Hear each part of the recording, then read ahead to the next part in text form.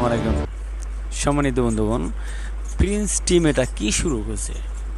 Megastar Shakib খানের আগামী রোজার ঈদের সিনেমা প্রিন্স, এই প্রিন্স টিম এটা কি শুরু করেছে? ভয়ঙ্কর কিছু শুরু করেছে প্রিন্স টিম। তাদের নায়িকা সিলেক্ট করার জন্য বাংলাদেশ থেকে অনেক নায়িকা নিচ্ছেন, তাদের অডিশন নিচ্ছেন। পরিচালক, প্রযোজক সবাই মিলে অনেক অডিশন নিচ্ছে। তার চেয়েও বড় কথা, প্রিন্স টিম বোম্বে গিয়ে তারপর সেখানে অমিতাভ বচ্চনের সাথে তারা মিট করেছেন।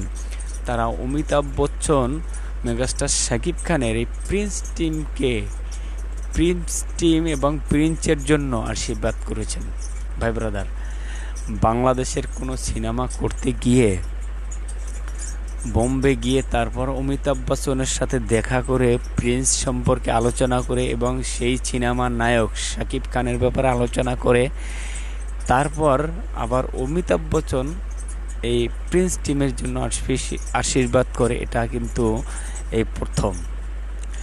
চলেন আমরা শুরুতেই দেখে নিই টিম মেগাস্টার শাকিব খানের নায়িকা, যেটার নাম মিলি থাকবে, যে নায়িকাটার নাম, যেই চরিত্রটার নাম মিলি থাকবে, সেই মিলি চরিত্র সিলেক্ট করার জন্য প্রিন্স টিম কতটা পরিশ্রম করছেন, কত নায়িকার অডিশন নিচ্ছেন। চলুন আমরা এই ভিডিওটা দেখে আসি শুরুতে।